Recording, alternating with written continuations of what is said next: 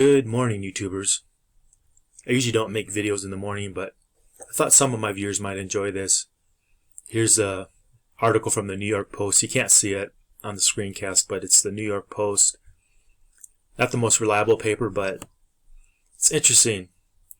Anyways, the article titles, Dining Out in New York City, Your Old 20% Tip May Not Cut It. That's been true for a while.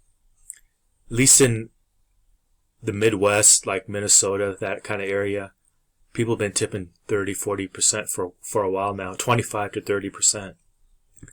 But according to this article post-COVID, tipping's now, well, now I don't know if it's expected, but it's being seen. People are starting to tip into the 50% range. Anyhow, I'll just read you a little bit from the article. New Yorkers thrilled to have both indoor and outdoor dining again are showing their love with full stomachs and thinner wallets. Affluent customers are tipping up to 50% more than they did pre-pandemic. Nearly 24 owners, managers, waitstaff, and customers told the Post. And a few people are tipping $100 tips. Anyways, Chinatown Furniture Gallery owner Jan Lee tweeted, in response to our survey, 100% of the time we tip way more than we did before, even tip when we pick up food ourselves.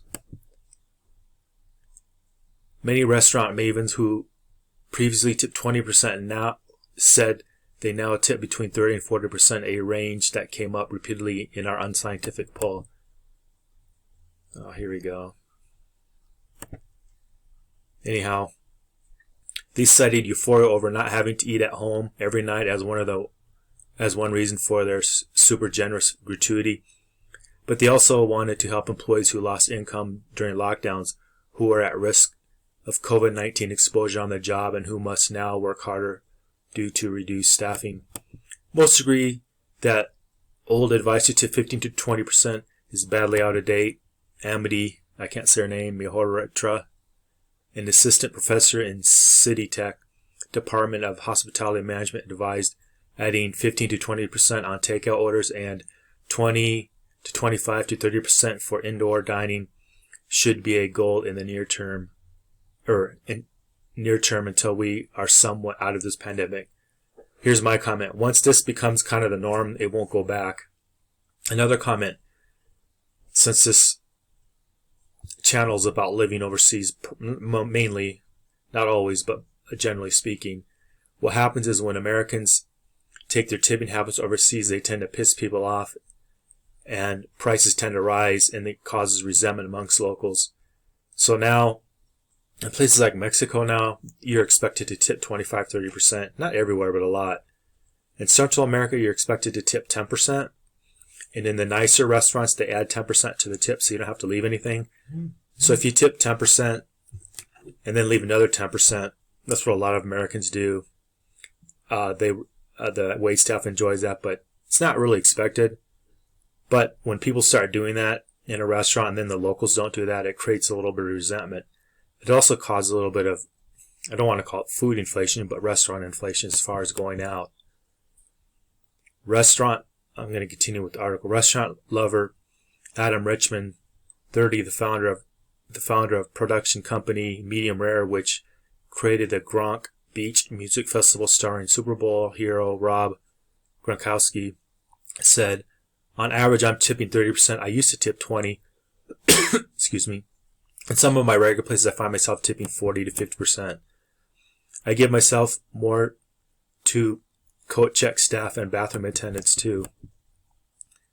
Richmond eats out 3 or 4 times a week at such diverse spots as Campongla, I can't say it, Fort Charles, Prime Rib, and somewhere else.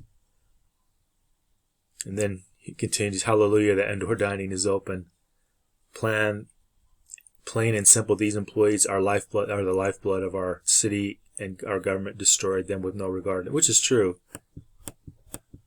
The government did destroy lots of people's businesses, millions of people's businesses. Anyways, here's a Brooklyn comedian now claiming she tips 40% for takeout. So imagine your takeout's $10 and you need to add 4, or might as well bring it up to 5, so $15. that will create some resentment against people who don't tip that, and they'll see that in their service in the United States. Same in some parts of Latin America. That's the bad thing about all this. But it's good to be generous.